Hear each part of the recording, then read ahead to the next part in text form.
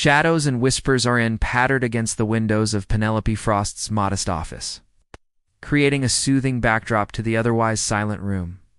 Her fingers moved methodically across her keyboard, each keystroke bringing her closer to a truth she wasn't sure she wanted to find. At 34, Penelope had built a reputation as one of the most meticulous forensic accountants in the city. Her ability to find discrepancies in even the most carefully crafted financial records had earned her both admirers and enemies. Tonight, her attention was fixed on the financial statements of Blackwood Innovations, a tech empire valued at billions.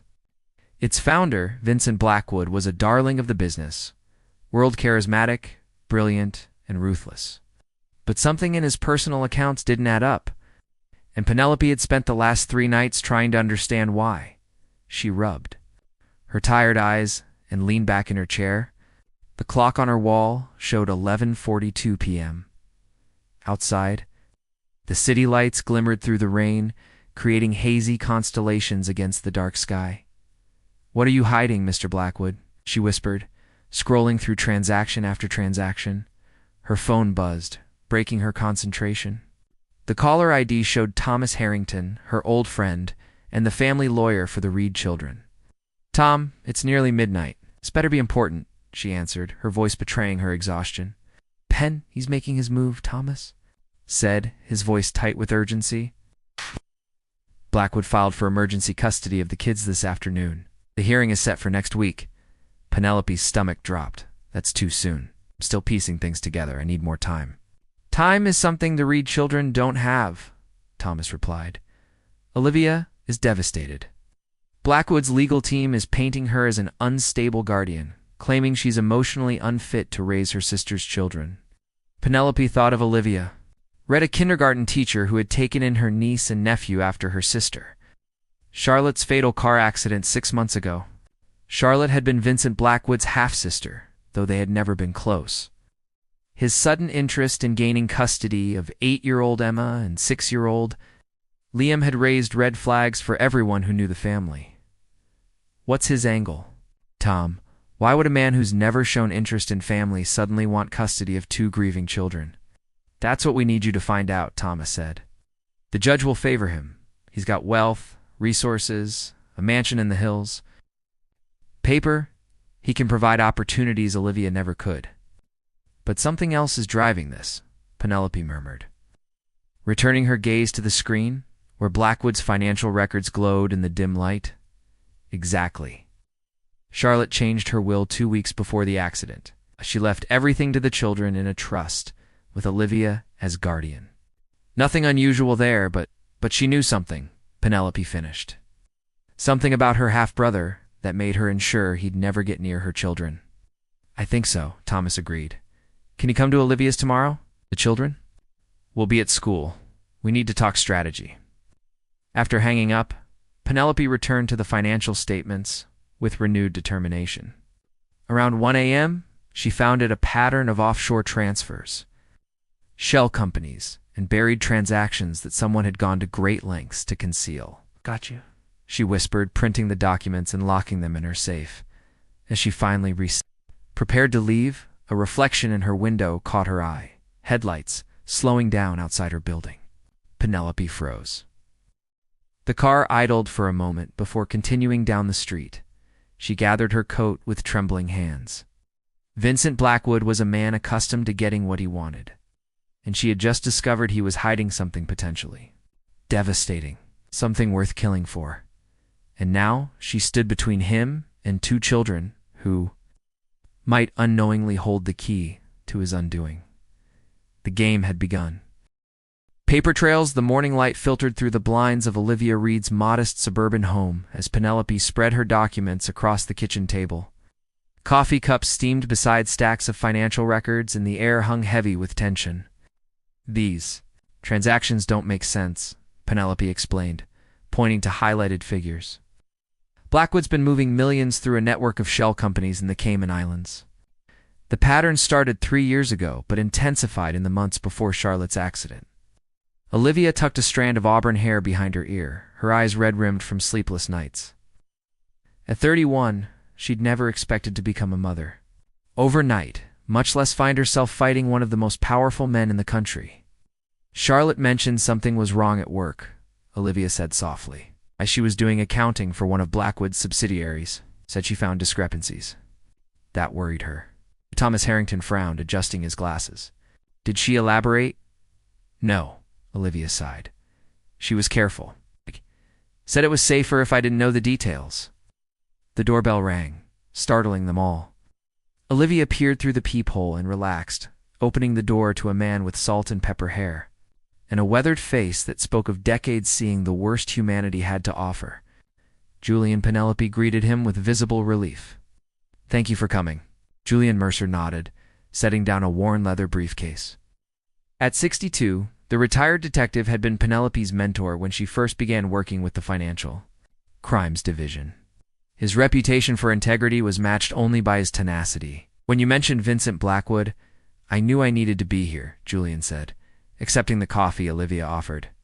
Our paths crossed years ago when I was investigating a series of tech startups that mysteriously went bankrupt after refusing Blackwood's acquisition offers. Could you prove anything? Thomas asked. Julian's expression darkened. No, witnesses changed their stories. Evidence disappeared.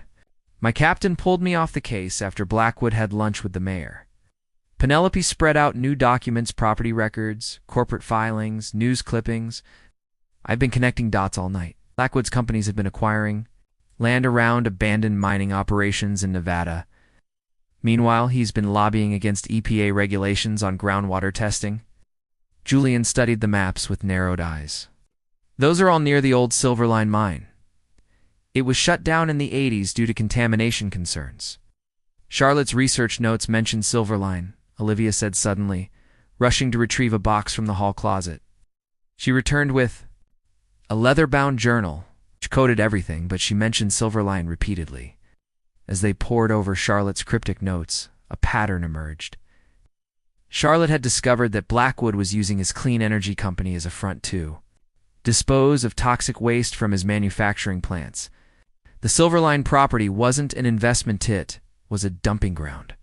This explains the custody battle, Penelope realized. If Charlotte left evidence somewhere, the children might know where. Or perhaps there's something in this house. Sharp crack interrupted them. The back door window shattered as a brick sailed through. Julian was on his feet instantly, moving to the window with the caution of his years on the force. Outside, a black SUV with tinted windows peeled away. Around the brick was wrapped a note. Drop the investigation or the custody hearing will be the least of your concerns. We need to move, Julian said grimly. If Blackwood knows we're digging, we're all in danger. Olivia's hands trembled. The children, I'll get them from school, Thomas offered. We'll take them somewhere safe. Julian pulled out his phone. I still have contacts at the department. Friends who can't be bought. As the others moved with purpose, Penelope noticed a detail in Charlotte's journal, a series of numbers that matched the dimensions of a safety deposit box. Next to it was a small sketch that looked like a songbird. Olivia, did Charlotte have a safety deposit box? Maybe at Nightingale Bank. Recognition flashed in Olivia's eyes as she mentioned it once. Said if anything happened to her, the songbird keeps the truth safe. Then that's our next stop, Penelope decided, gathering the documents. But we need to be careful. Blackwood has eyes everywhere.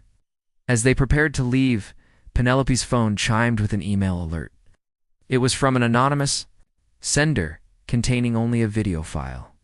With growing dread, she pressed play. The footage showed Charlotte Reed's car on the night of her accident. But it wasn't an accident at all. The grainy security camera captured a second vehicle forcing Charlotte off the road, then stopping as a figure emerged to check the wreckage before calmly driving away. This wasn't just about silencing Charlotte, Julian said, his voice hollow. This was murder. The stakes had just gotten exponentially higher. Somewhere in Charlotte's trail of breadcrumbs lay evidence that could not only save her children from Blackwood's clutches but could also bring him down for environmental crimes and murder, and now the killer knew they were following the trail. The Guardian's stand, the Nightingale Bank, stood like a sentinel of old money in the financial district, its marble columns and brass fixtures speaking of tradition and security.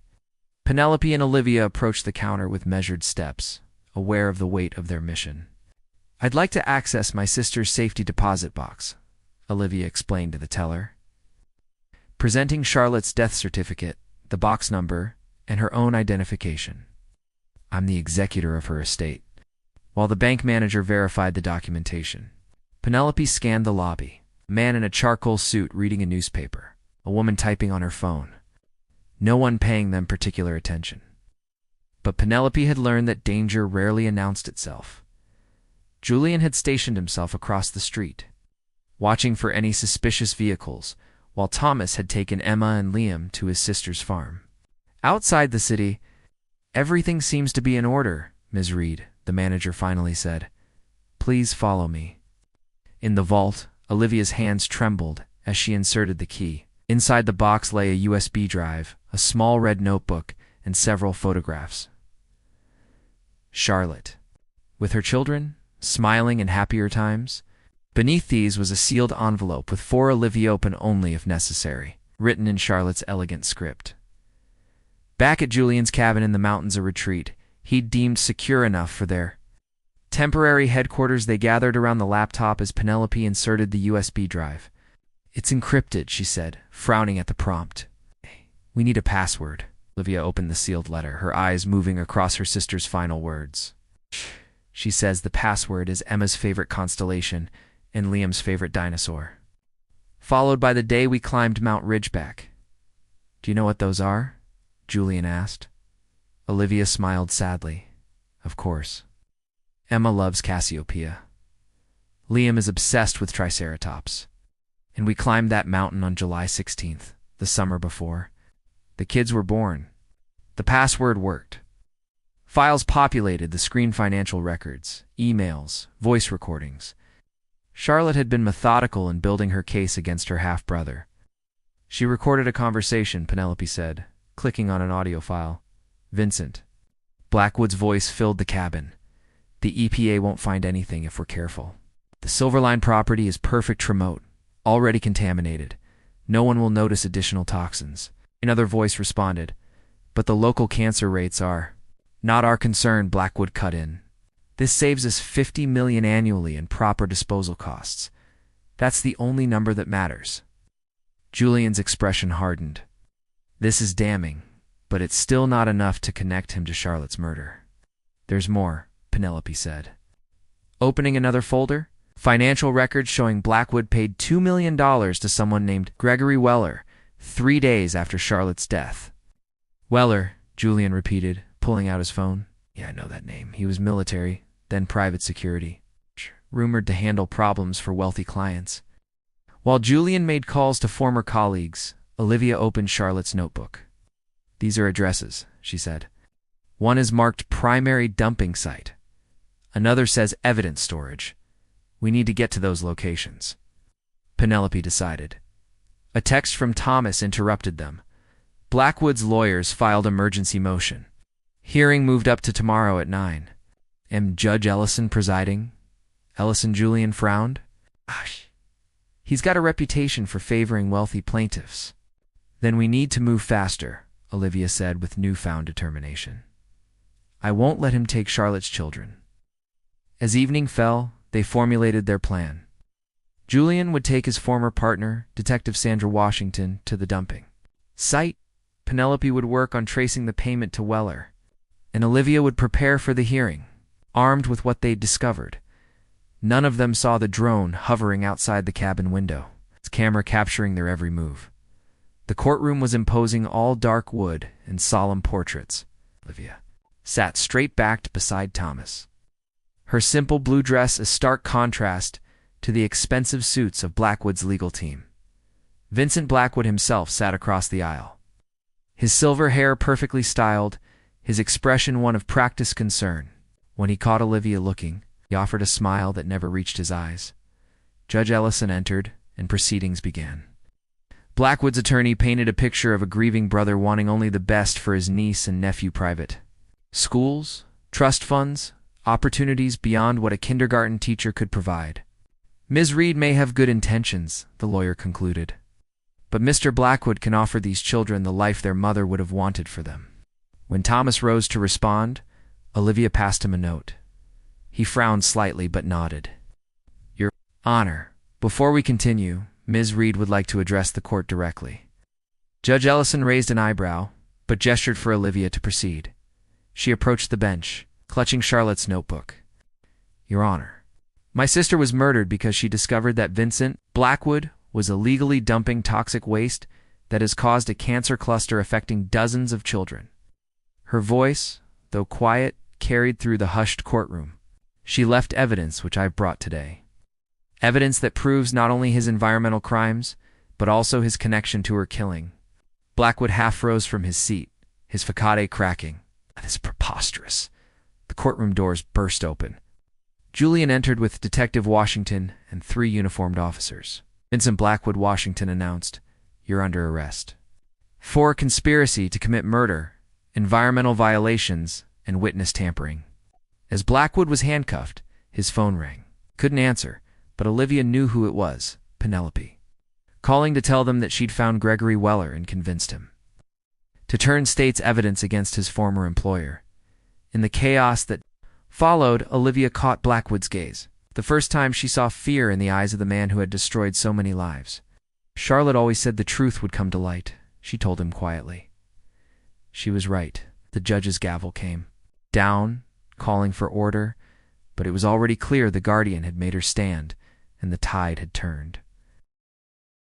Whispers in the dark rain lashed against the windows of the precinct as Detective Sandra Washington led Penelope through the maze of desks and harried officers. The interrogation room at the end of the hall held Gregory Weller, the man whose bank account had swelled by $2 million after Charlotte Reed's accident. He's nervous, Washington said, her dark eyes reflecting the fluorescent lights. Started talking the moment we picked him up. Says Blackwood will have him killed if he finds out. Penelope glanced through the one-way glass at Weller, mid-40s. Military posture despite the handcuffs, a scar running along his jawline. What has he given us so far? Enough to know we've only scratched the surface, Washington replied grimly. Blackwood's toxic dumping operation is just one piece of a much larger puzzle.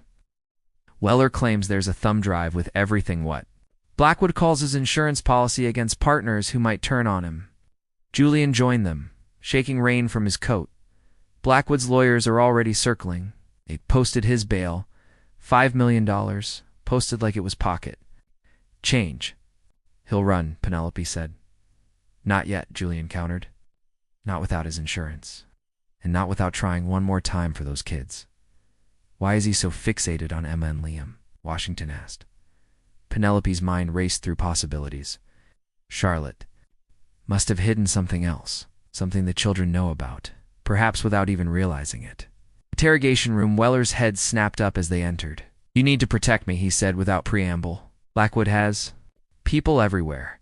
Tell us about the thumb drive, Washington said, sitting across from him. It's his leverage. Records of bribes, blackmail, offshore accounts, names of officials he's bought, evidence of competitors he's sabotaged. Weller leaned forward. Found it while doing routine accounting. She made a copy before confronting him. And he had you kill her for it, Julian stated flatly. Weller's face twitched.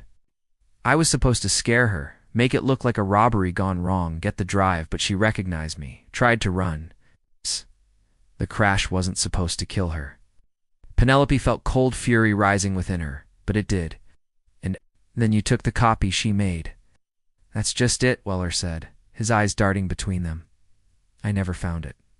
Searched her car, her house while it was empty. Nothing. Blackwood was furious. Started obsessing over her kids, thinking she might have given it to them, or hidden it somewhere only they would know. The pieces clicked into place in Penelope's mind. A treasure hunt, she whispered. Loved creating elaborate treasure hunts for Emma and Liam's birthdays. We need to talk to those children, Washington decided. Thomas's sister's farm was a patchwork of green fields and white fences, a sanctuary far from the city's reach.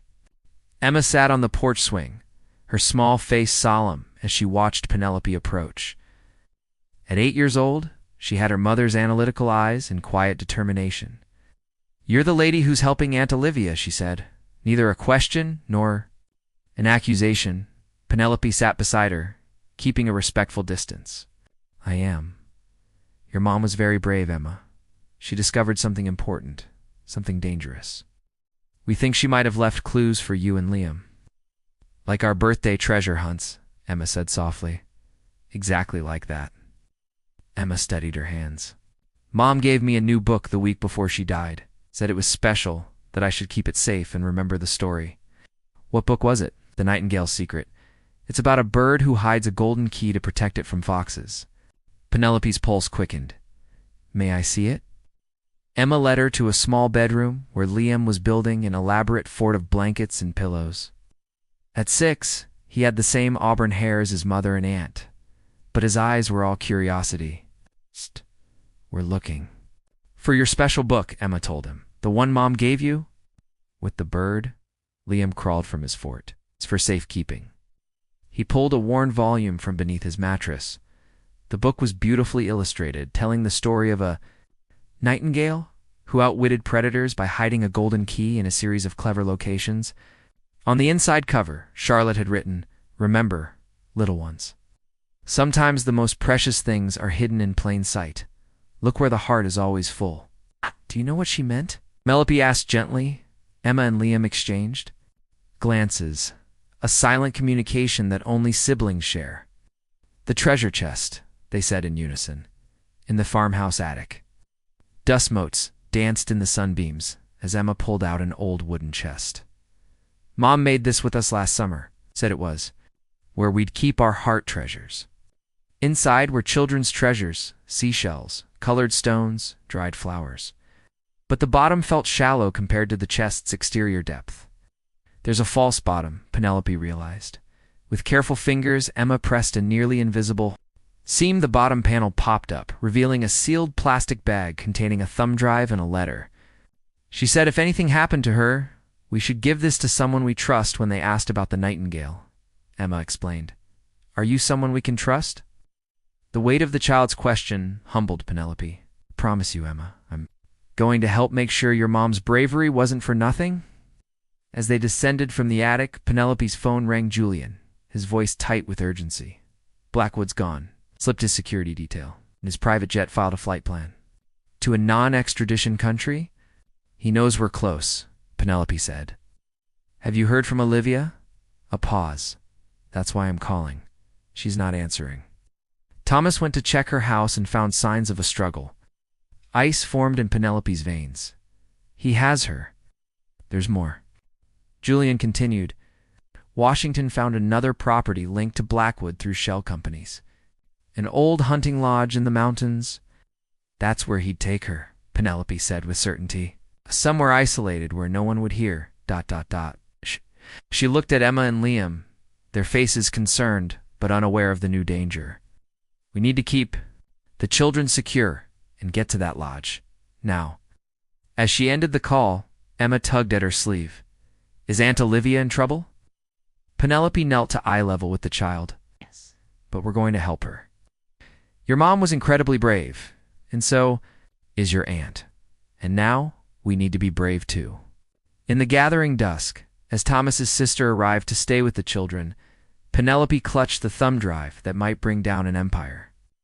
But first, they had to save Olivia from a desperate man with nothing left to lose. The final confrontation. Awaited, whispered about in the shadows, soon to erupt in the light. Truth in the light, the mountain roads twisted like serpents in the darkness, slick with rain and treacherous with mud. Penelope gripped the dashboard as Julian navigated the turns with the precision of a man who knew that every second counted. Behind them, Detective Washington's police cruiser followed, lights dark to avoid alerting Blackwood to their approach. The lodge is just beyond the ridge, Julian said, his voice tight. No neighboring properties for miles. Penelope checked the thumb drive secured in her pocket. Once we have Olivia, this goes straight to the FBI. Local jurisdiction won't be enough for what Blackwood's done. They crested the hill, and the lodge came into view, a sprawling structure of timber and stone. Windows glowing amber against the storm-black sky. A single luxury SUV was parked outside. That's Blackwood's vehicle, Julian confirmed, killing the headlights and coasting to a stop behind a stand of pines. Washington's bringing in tactical support, but there's still 30 minutes out. Olivia might not have 30 minutes, Penelope said, checking her watch. Blackwood's flight leaves in 2 hours. He'll want to tie up loose ends before then. They approached on foot, the rain masking their footsteps. Through a side window, they could see into an expansive great room. Vincent Blackwood stood before a roaring fireplace, his silhouette sharp against the flames. Opposite him, bound to a heavy wooden chair, sat Olivia, even from a distance. Penelope could see the defiance in Olivia's posture. Blackwood appeared to be questioning her, gesturing occasionally with what looked like Charlotte's red notebook. "We need a distraction," Washington whispered, joining them at the window. "I'll circle to the back. When you hear my signal, take the front." As Washington disappeared into the shadows, Julian and Penelope positioned themselves on either side of the main entrance. Rain plastered Penelope's hair to her forehead, cold rivulets running down her neck. But adrenaline kept her focused. A crash from the rear of the Lodge Washington signal.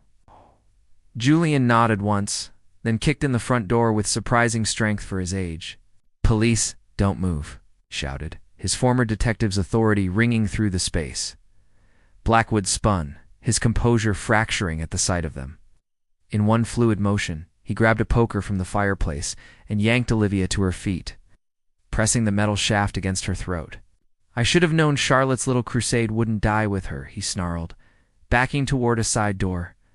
"Always the martyr, my half-sister." "Beats over, Blackwood," Penelope said, stepping into the light. "We have the thumb drive." Weller's talking. "The EPA is at Silverline right now, collecting samples." Muscle twitched in Blackwood's jaw. "You have no idea what you're dealing with? This goes beyond some environmental regulations. There are people involved who make me look like a charity worker. Names that are all documented in your insurance policy," Penelope countered, slowly edging closer. "The same people who will want to silence you once they know you've been compromised." Uncertainty flickered in Blackwood's eyes. "Let her go," Julian said calmly. "You're only making it worse for yourself." Blackwood's laugh was hollow. "Worse than looking at life in prison if even half of what's on that drive gets out. What's my incentive to surrender? The children?" Olivia said, her voice strained against the pressure on her throat. "Emma and Liam. They've lost their mother. Don't make them part of your legacy of destruction." Something shifted in Blackwood's expression, not quite remorse, but perhaps recognition. For a moment, the room hung suspended between violence and surrender. Then Washington's voice cut through from the rear entrance. "Vincent Blackwood, you're surrounded. Release her now." The distraction was enough. Olivia drove her elbow back into Blackwood's ribs with unexpected force. As he stumbled, Julian lunged forward, tackling him to the ground. The poker clattered across the hardwood floor as Washington rushed in, handcuffs ready. "Vincent Blackwood, you're under arrest for kidnapping, attempted murder, conspiracy, environmental crimes." Washington began reciting charges as she secured the cuffs. "And for the murder of Charlotte Reed," Penelope added, helping Olivia to a nearby sofa. As tactical units swarmed the lodge, Penelope untied Olivia's bonds. "Are you hurt?" Olivia shook her head, rubbing her wrists. He wanted to know where Charlotte might have hidden evidence. Kept insisting the children had it. The ghost of a smile touched her lips. He was right, of course. But he never understood Charlotte. Never understood what really matters. Dawn was breaking as they emerged from the lodge, Blackwood escorted to a waiting police vehicle. The storm had passed, leaving the world washed clean. Mountains etched sharp against a pearl-gray sky. 3 months later, Olivia's backyard bloomed with early summer flowers. Emma and Liam raced across the grass, caught in an elaborate game of their own invention. On the patio, Penelope sat with Julian, Thomas, and Detective Washington, watching as Olivia brought out a tray of lemonade. "The FBI's case is airtight," Washington reported, accepting a glass. "Blackwood's former associates are falling over themselves to cut deals. 3 senators, a federal judge, 2 Fortune 500 CEOs, all implicated. The EPA has declared Silverline a Superfund site, and there's talk of a $1 billion trust for the affected families." "And Weller?" Julian asked. "Witness protection," Washington confirmed. "After testifying about Charlotte's murder, he'll disappear to some small town with a new identity." Thomas raised his glass. To Charlotte, her courage made this possible. To Charlotte, they echoed. As conversation flowed around her, Penelope watched Emma teaching Liam how to make daisy chains. The children still carried grief, but they were healing, secure in their aunt's loving care. The courts had made Olivia's guardianship permanent, with a portion of Blackwood's seized assets established in a trust for their education. "A penny for your thoughts?" Olivia asked, sitting beside her. "I was just thinking about paths not taken," Penelope admitted. "How differently this could have ended." Olivia nodded. Charlotte used to say that the truth always finds its way to the light. It just needs someone brave enough to carry it there. Emma ran over, presenting Penelope with a slightly lopsided crown of daisies. "This is for you," she announced, "because you helped save us from the bad man." As Penelope accepted the delicate circle of flowers, Liam climbed into Olivia's lap, nestling against her with complete trust. In that moment, watching the afternoon sun gild the scene in gentle light, Penelope understood what Charlotte had fought to protect, not just justice or truth, but this, the sacred ordinary, the quiet miracle of family. The case had changed them all. Julian had postponed retirement again, partnering with Washington on a task force investigating environmental crimes. Thomas had started a foundation in Charlotte's name, providing legal representation to whistleblowers. And Penelope had found purpose beyond balance sheets and bank records, using her skills to uncover truths that powerful interests sought to bury. Later, as evening painted the sky in watercolor hues of pink and gold, Olivia walked Penelope to her car. "The children want you to come for their birthday next month," Olivia said. "Emma's planning a treasure hunt." Penelope smiled. "I wouldn't miss it." As she drove down the quiet suburban street, the weight of the past months began to lift. Blackwood had believed his wealth and connections made him untouchable. The truth could be buried beneath layers of deception and intimidation. But he had underestimated the power of a sister's love, a mother's foresight, and the determination of those who stand for what's right, even when standing alone. Some secrets were dangerous not because they remained hidden, but because they refused to stay buried. Some truths demanded to be brought into the light no matter the cost, and sometimes justice began with a single person brave enough to follow. The whispers in the dark, all the way to the truth waiting in the light.